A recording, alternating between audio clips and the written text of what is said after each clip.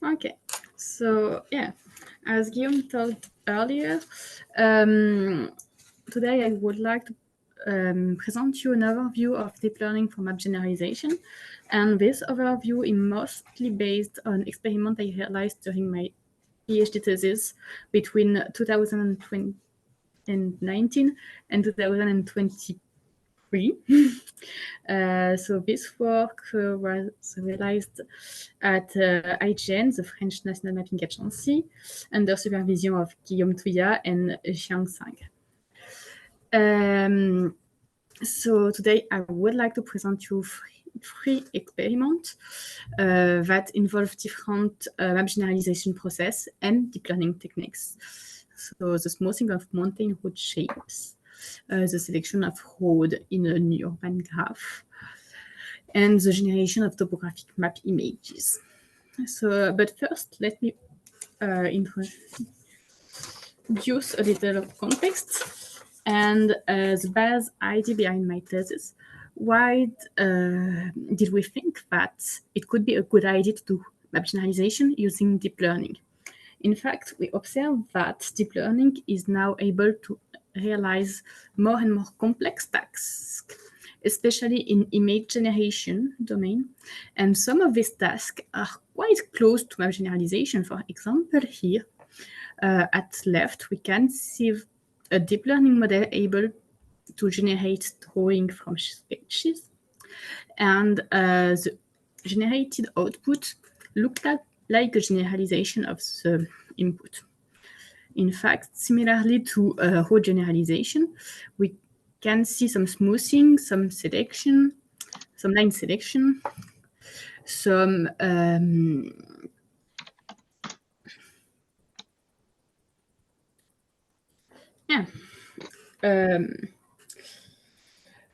so yes, our question was, could we use the same model to generate generalized map images? And so now let me introduce a little bit of the deep learning principle. So a deep learning model is deep neural network. Okay. So yes, a deep learning model is just a sequence of transformation. So this is my model, where each point is a transformation of the input data to obtain an output. And first, these transformations are defined with random weights. And we applied this model to a lot of inputs to make a lot of prediction. And the comparison of prediction and target allow to improve the model.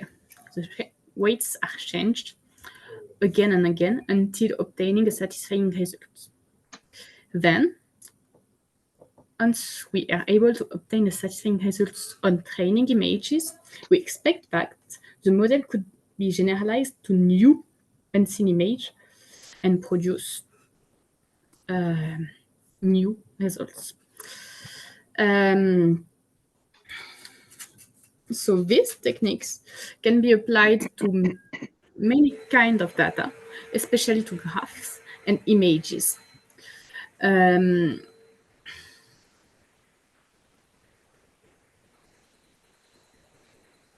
For example, we can use this model to classify image or to generate new images. And so here are some tools of deep learning. And these tools can be used to realize some map generalization task. For example, shape generalization can be processed using a graph approach. We modelize the shape of an element in a graph, and then you made a regression of a node position to generalize the shape of elements. But we can also make shape generalization using a segmentation on image approach. So there are plenty of possible approaches, and in this presentation I would like to focus on three of them. So first, I would present you how I experiment with shape generalization with a segmentation and a generation model, a image segmentation and an image generation model. Then I dealt with data enrichment prior to map generalization, and especially map object selection using a graph approach. And finally, how I dealt with holistic map generalization using an image generation approach. So, first, I'm sorry, I forgot to set a timer. Okay. First, my first experiment is about smoothing the shape of mountain road for cartography at small scale. So here my at the beginning, the really detailed road shape that can basically be used for cartography between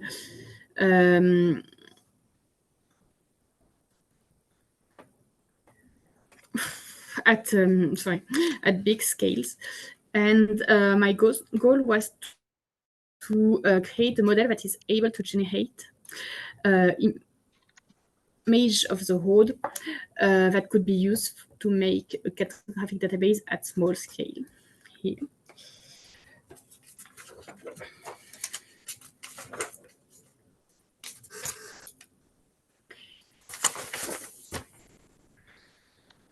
So the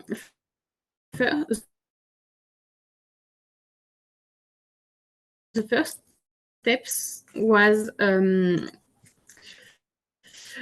I compared two different methods to create a data set, two different tiling methods. So at left, you can see a method that uses sliding windows over the area that create images regularly on the area. This, and at right, there is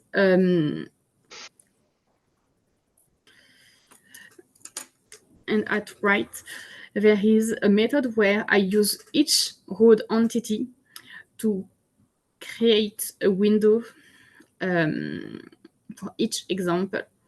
This method avoids to have empty tile. However, it creates really irregular tile that is less practical. The creation of the dataset also involves other choices. For example, which size and which resolution must have each tiles, or how to symbolize the road. Do we symbolize the importance of the road with the width of the line or not, etc. And do we need to filter or increase the number of images, for example, by removing very small images or images with very few roads? Or do we create new fake images by data augmentation techniques, as illustrated here? So yes, a first preliminary experiment showed that the best results could be obtained, in my case, with tiles that represent 2.5 kilometers large and without data augmentation.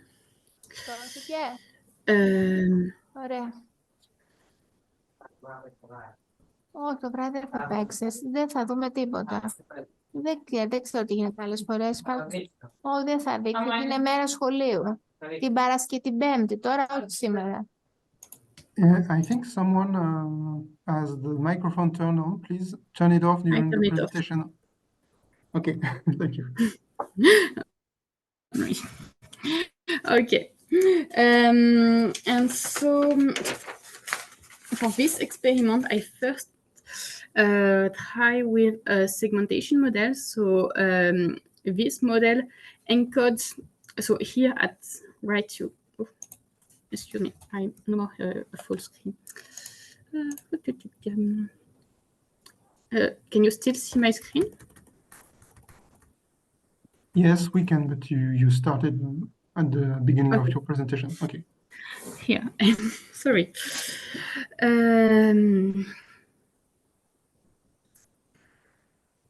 Je sais plus où j'en étais. Sorry, I forgot where I was. Okay. So yes, I first experiment with a segmentation model called UNet, where the image is encoded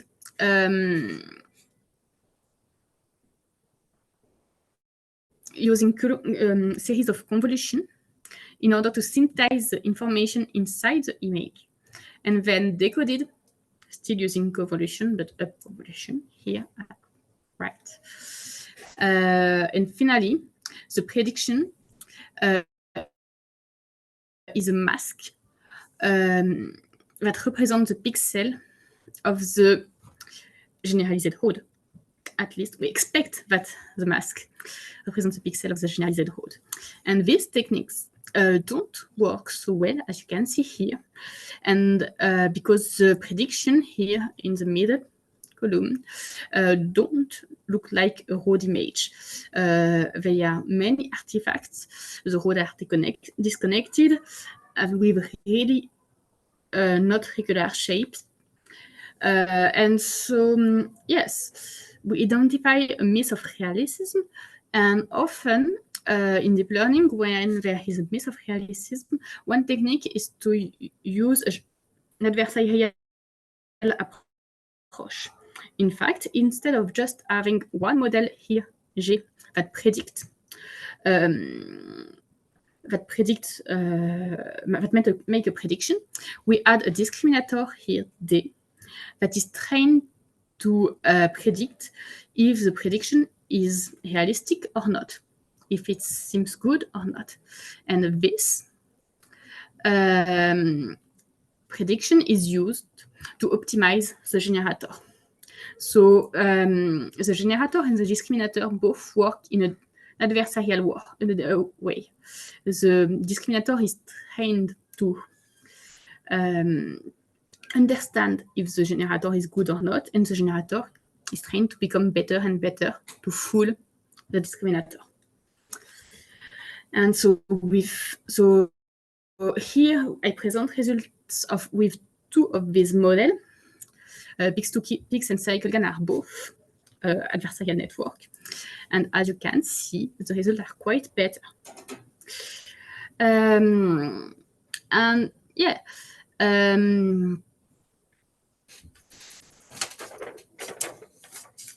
these results are quite good, but we still have one problem. How could we evaluate them? How could we say that the prediction here is better than the target here, or not? It is not, because there is disconnection, but how could we evaluate it? And in fact, the evaluation measures from deep learning are often not adapted to evaluate map generalization. For example, here, the intersection over union is often used to evaluate image prediction made by the deep learning model. But here we can see this value. So it measures the number of pixels in the intersection of the prediction and the target over the number in the union. And here, a good generalization. But it has many common pixels with the target. And so it is evaluated really better than this prediction here. That is quite good, in fact. So we cannot use the deep learning measure to state if the deep learning usual measure to state if our deep learning predictions are good map generalization or not. So one of my proposals was to define specific constraints that could be measured on images to compare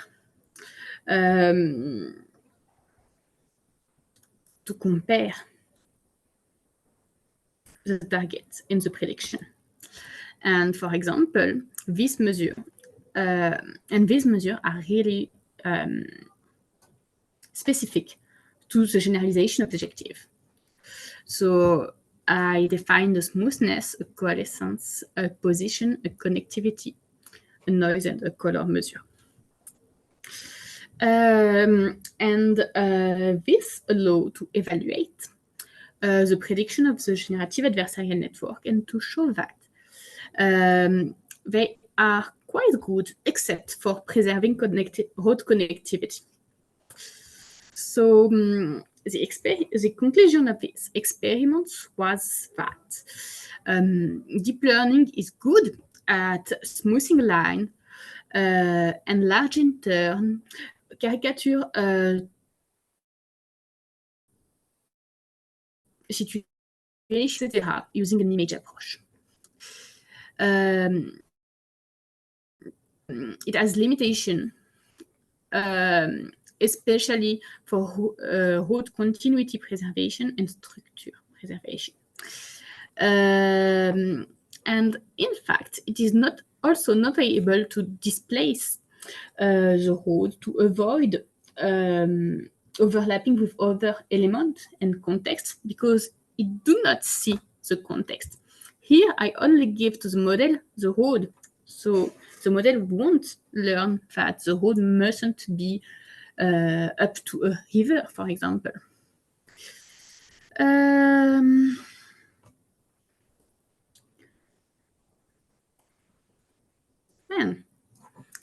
the second experiment I realized is about predicting an indication on road selection using a graph approach. So here, I come from the same data and I created a graph of road and I train a model to predict which roads are the most important or not, which one must be kept if we make a generalization that involves selection, and which one mustn't be kept. There is an error here. The target scale is not this one. The target scale is a medium scale. I'm sorry about that. And so, yes, so to create the dataset, we just create a graph of road selection, and we annotated it with the fact that they are erased or not in a map at medium scale. Then we added to our graph some information. So the importance is just an attribute from our database. Then the length of each edge, its sinuosity, the betweenness centrality of each edge in the graph, the size of neighboring area, and the length of the stroke the edge belongs to. And with these attributes and the graph structure, we train a graph convolutional network to predict an indicator on each edge. So a graph neural network is just a graph, a neural network where instead of convolution, we realize matrix product between the adjacency matrix and a weights matrix that represents the weights of the transformation at each layer of the deep neural network. And this allows to encode the information inside the graph, and especially the attributes of nodes and their proximity relation inside the graph. And okay, if we just look statistically at the results of prediction in this case, we can see that the model is not so good, but in fact, it is better as if we do not include the graph structure and we just learn on the attributes I already presented. But Now, if we look out at the graphical representation of prediction, we can see that the model was able to understand the structure of the graph, of the whole graph, and it seems to have learned which are the main axes of the network.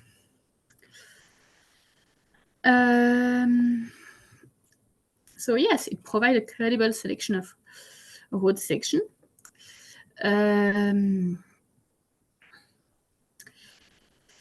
But this model is still not satisfying, and it still cannot be used in the production of a real map. In fact, some limitations remain.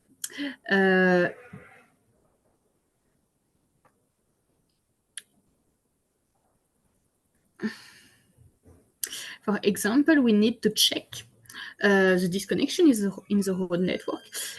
Visually, it seems to not have so much disconnection, but we do not have any measure to verify it. We do not have performed any measure, but measure exists. And yes, the graph only describes the relation of connectivity between edge. But in fact, we can have two road sections that are really closed, for example, parallel, but connected really far in the graph. And this cartographic neighboring is not used in the learning, for example.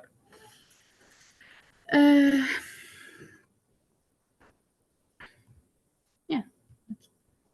So now the third experiment is about generating map images.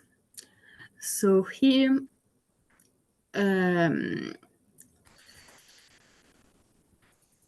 objective is not to have a database of a cartographic database of the output, but directly an image of the map, output map.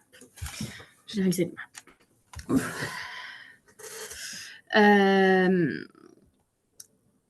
And so, yes, first, the naive solution to create a database to learn this transformation could be to just symbolize the geographic database, symbolize the targets, and give to the model this symbolized input and output. However,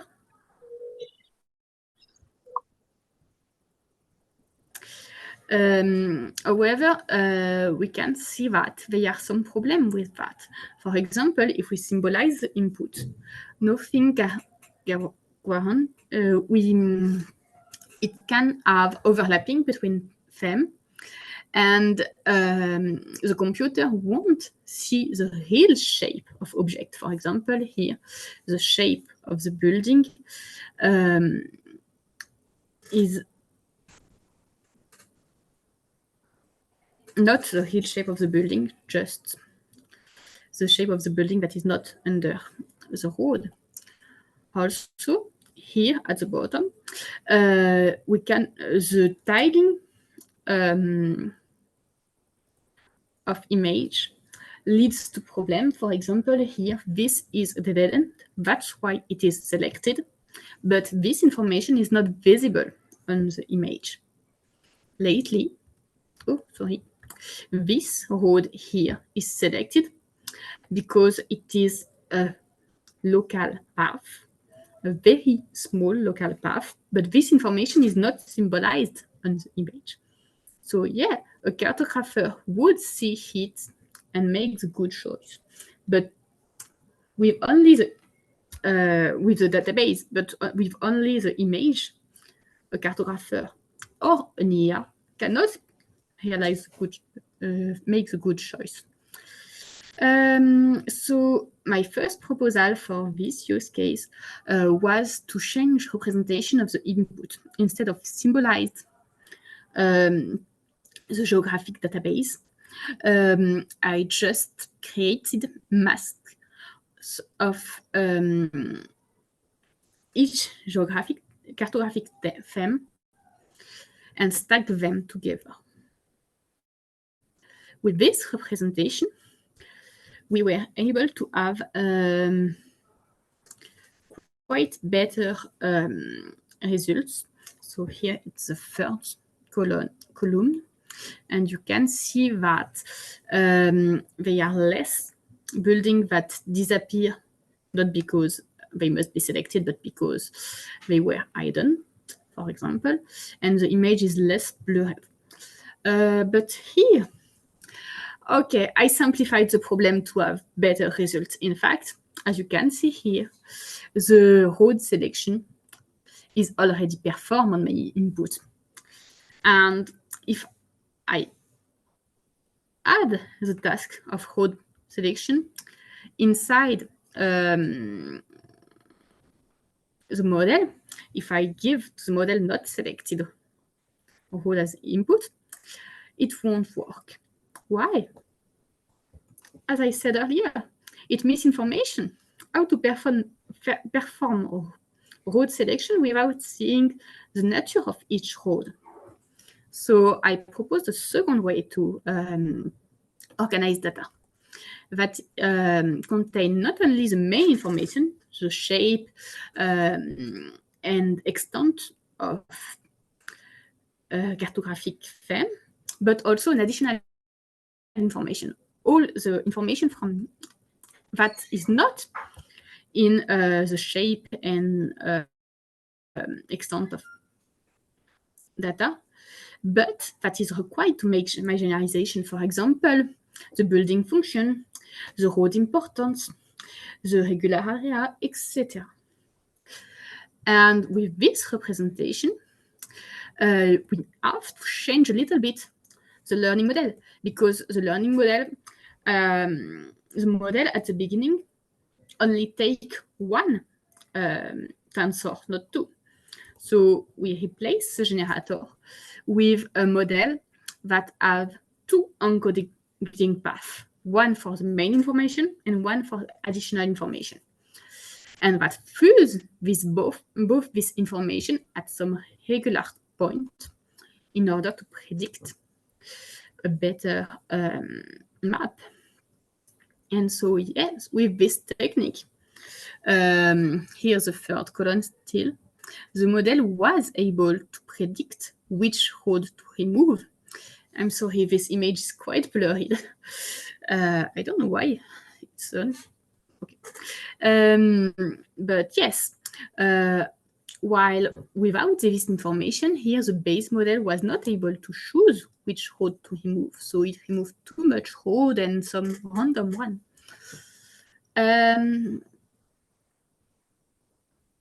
Okay.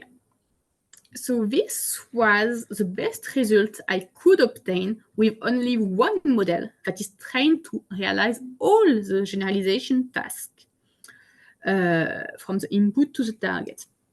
But don't you think that it's quite complex task for one model only, for one model alone?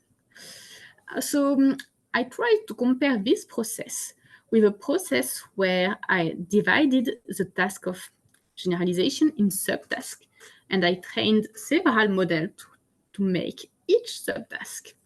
So first, to generalize this area, I need some data enrichment to understand the road importance and make the road selection. Then I need to simplify and generalize the shape of each entity, building, water, and road. And finally, I must combine them in a map. So this is the workflow I proposed. And with this workflow here, you have at the result with this workflow in the first column and with the unique model in the second one. And you can see that the result is quite better with the workflow approach when you separate each generalization subtask and choose a specialized model for each subtask.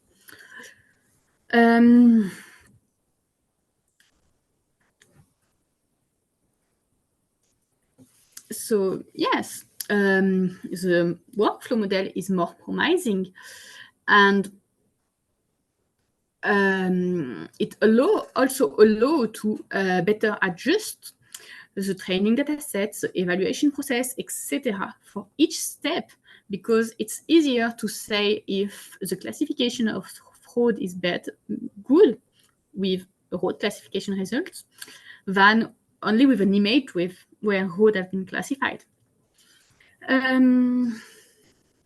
But the predicted results have still some problem and limitation. For example, the buildings are still quite irregular at some parts, and the generalization of very dense area like city center failed.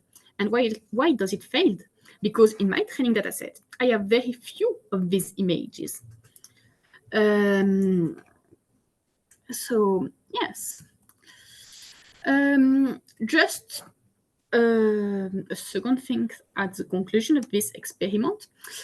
Here is the general shape of the workflow, not only with my use case where I only have a road, building, and water. So yes, this workflow is separated in 3 steps. First, a data enrichment step that can be performed using a raster, an image approach, a graph approach, etc. This step can be even performed without deep learning, because in map generalization, we already have some data enrichment algorithms that work well. So why can't we use them? And then only we can use deep learning model to realize scale adaptation and to synthesize the scale adaptation in a map. So this was my third experiment. Now, let's go to the general conclusion. Just a minute.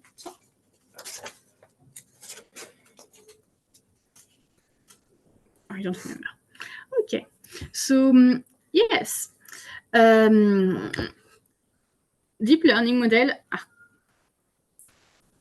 are becoming better and better at generating images, but generating map image, and especially generating map image at a specific scale, is still a challenge for artificial intelligence.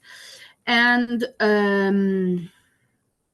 it still miss some elements to make a deep learning model able to generate a map. For example, we do not have a model for explicit cartographic knowledge encoding.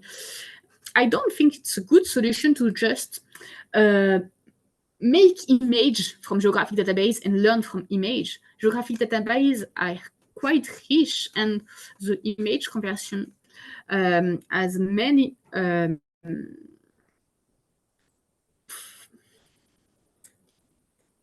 limitation.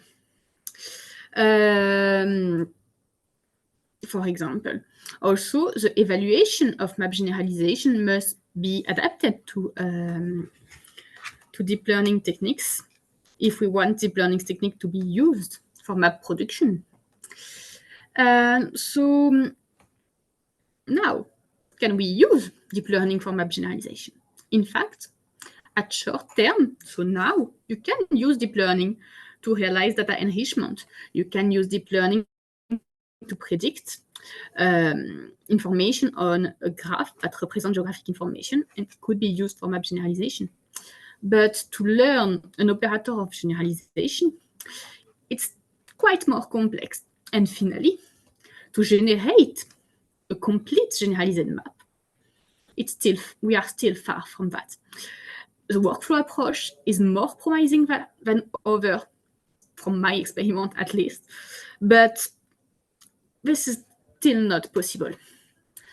But yeah, I think it's still interesting to continue to explore this problem, especially I only propose few of possible approaches, and I think it could be interesting to experiment with graph-based shape generalization and with the interpolation of spatial relation in geographic database using deep learning. And also, I think all the experiments I proposed here are only for generating map at one scale. But today, cartography is multi-scale. And we have also to think about this aspect. We have to think that, we have to ask that, how could deep learning contribute to the generalization of multi-scale map? And that was my conclusion. Thank you for your attention.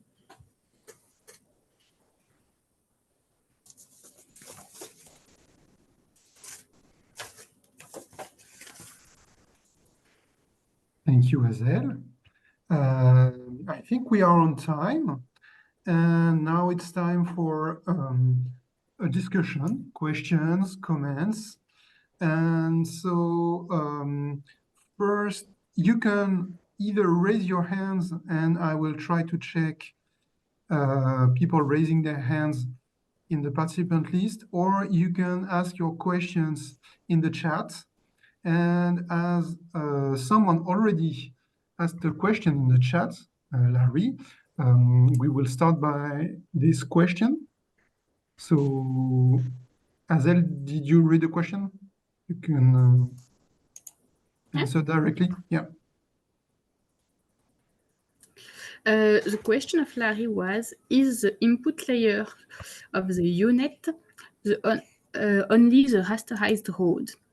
Yes, that's a short answer. But yes, the input of the unit is only the rasterized road with a symbol applied that is just a red line with width,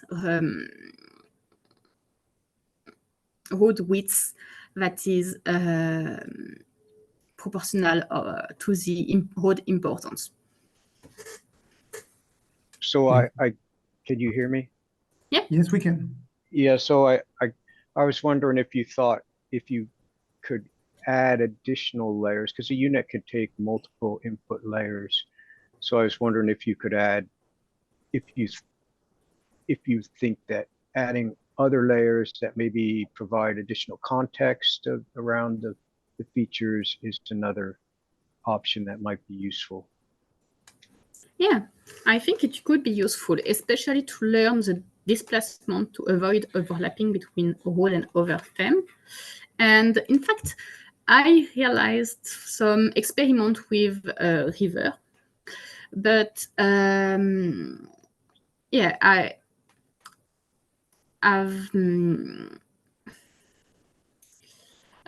did not have a good enough data set.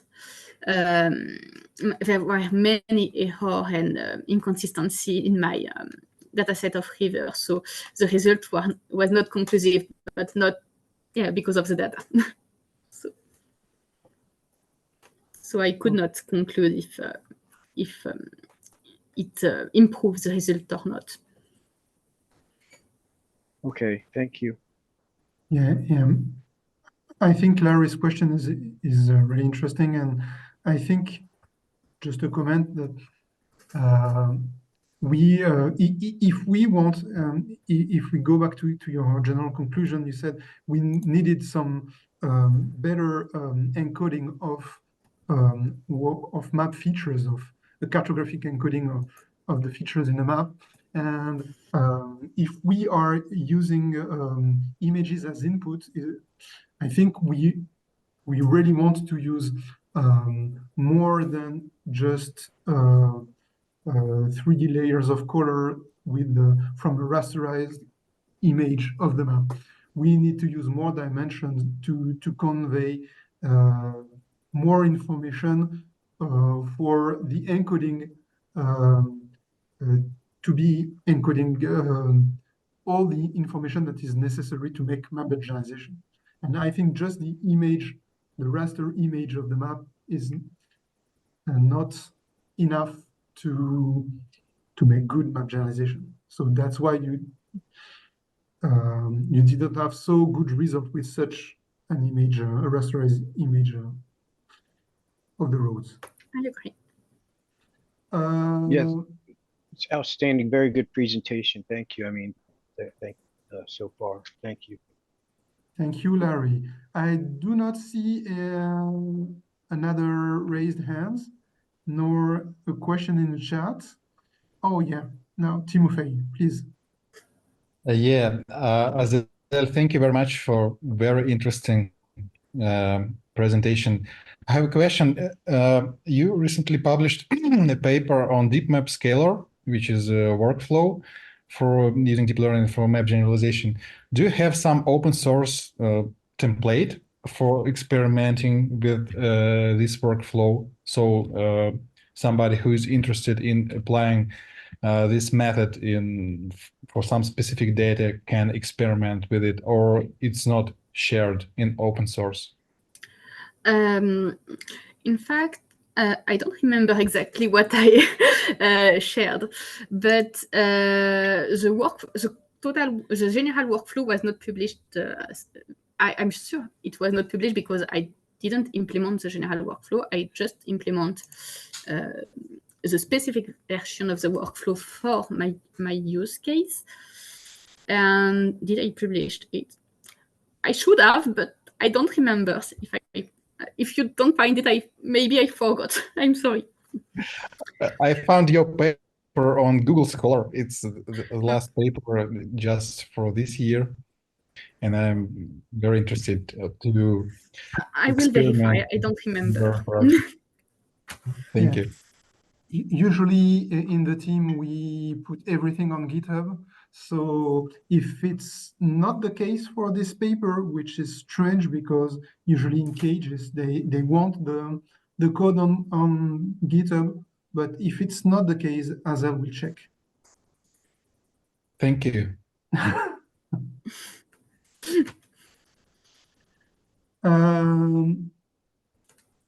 Any more questions? Don't be shy. I'm sure you have a question or a comment to make. There is one comment saying that thanking Azelle, but any more comments or questions? Well, this is Larry again. So yeah, please. I was wondering, I was a little, because you said inhomogeneous. And so I was wondering on the second experiment, if you suggested that the results were not homogeneous, or what was your goal? I mean, because to me, we don't always need to have homogeneous patterns in our generalization. We want it to be consistently applied, but so the pattern not necessarily need to be like stream patterns. We would like for them to be non-homogeneous, where there's lots of dense stream network showing some formation in the terrain, and then in other areas it doesn't have that formation. So that's what I was just wondering, if you could clarify that comment. Yes, sure. In fact, I said it's inhomogeneous because the results are very good in a rural area and in small town, but not so good in cities. So yes, this is just yeah. I just meant that in some area the results are good, and in some the model failed. So maybe the word should be apply. It works more consistently in some areas than in others. Yeah. Okay. Yeah. All right. So that was all right. Thank you. While others are thinking about question, I have one question, kind of speculative one. Now, when I think the general public is thinking about AI, it's more generally about large language models such as ChatGPT. How those large language models, they allow a lot of innovations in many fields, but how do you see them as a source of innovation for multi-scale cartography or just map generalization? Do you have any ideas? Yeah, one of the challenge in multi-scale cartography is to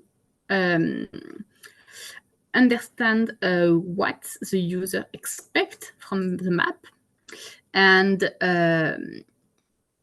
this understanding the user requirement must, if we want a tool that is accessible to general public and not only to cartographer, we must be able to formalize the user requirement and to formalize it from natural language, I think.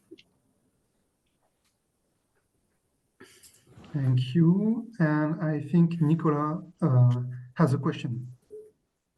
Yes, it wasn't a question, actually, it was more a comment, but thank you, Hazel, for that that nice presentation.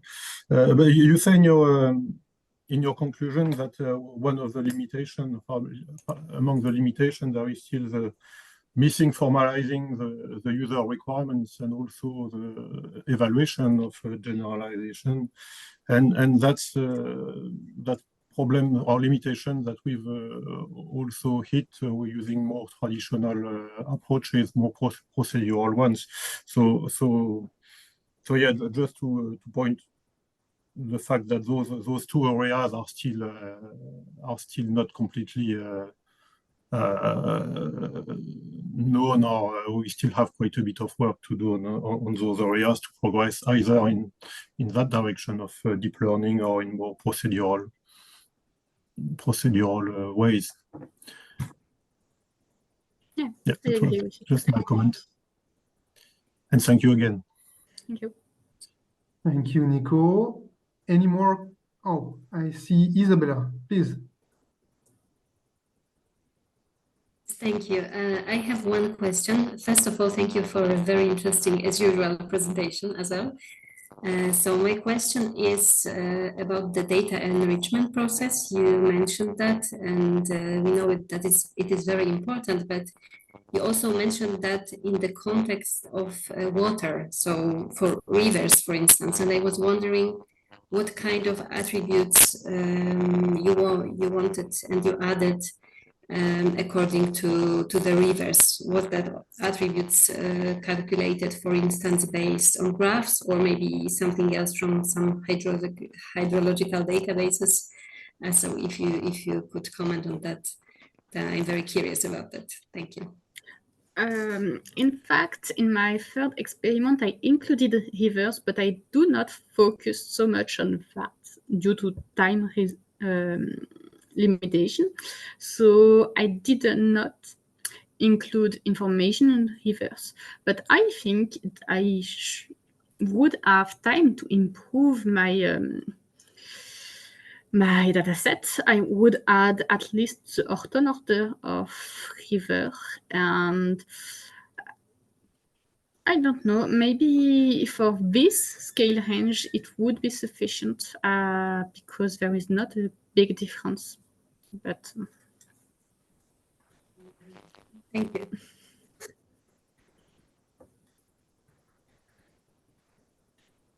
We still have time for one last questions.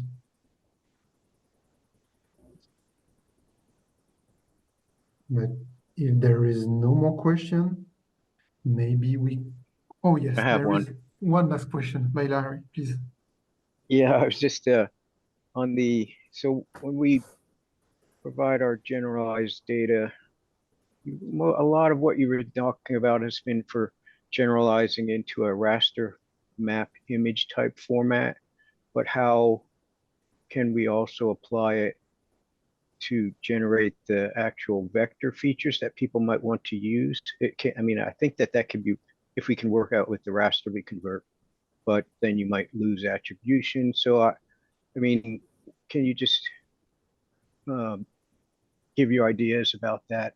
If we can get a vector form of the generalized data so that people could have that, and then we won't have to store multiple versions of data.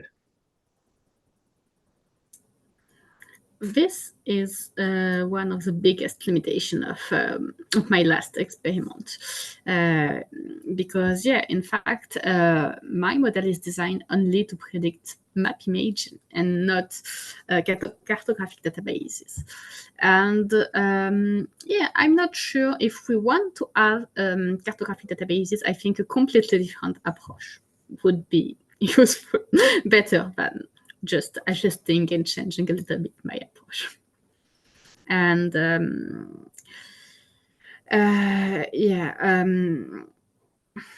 I don't know. No, it's a fairly complex question and solution. So, but it's a topic that, you know, we always wrestle with. Yeah, and I do agree, Larry, that we, as a research community, we should be targeting some vector generalization using deep learning, because there are many applications where we need the vector data.